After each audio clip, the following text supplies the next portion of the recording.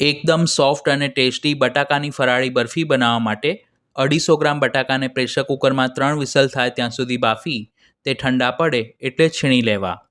પેનમાં 2 ચમચી ઘી ગરમ કરી તેમાં બટાકાનું છીણ ઉમેરી 5 મિનિટ માટે ધીમી આંચ પર શેકી લઈશું, જેથી બટાકામાં રહેલું મોઇશ્ચર બળી જશે.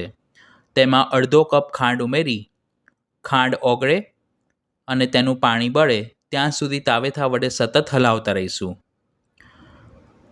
ખાંડનું મોઇશ્ચર 50% જેટલું બળે એટલે તેમાં 40 ગ્રામ અથવા તો 10-10 રૂપિયાવાળા 2 પેકેટ મિલ્ક પાવડર અને 1/4 કપ સૂકા કોપરાની છીણ ઉમેરી બધું જ સરખું મિક્સ કરી ગોળો વાળી શકાય તેવું ઘટ મિશ્રણ થાય ત્યાં સુધી કૂક કરીશું.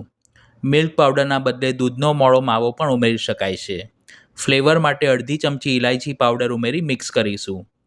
તૈયાર કરેલા મિશ્રણને થોડીવાર માટે રૂમ ટેમ્પરેચર પર ઠંડુ થવા દઈશું. ત્યારબાદ તેને ચોકીમાં કાઢી ઇક્વલ લેવલમાં સેટ કરી ઉપરથી બદામ પિસ્તાની કતરણથી સજાવટ કરી 1 થી 2 કલાક માટે ફ્રીઝમાં સેટ થવા માટે મૂકીશું. બરફી સરખી જામે એટલે તેના એક સરખા પીસ કરી સર્વિંગ પ્લેટમાં સર્વ કરીશું.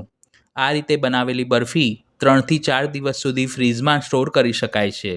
તો તમે પણ આ ફરાળી બરફી જરૂર બનાવજો.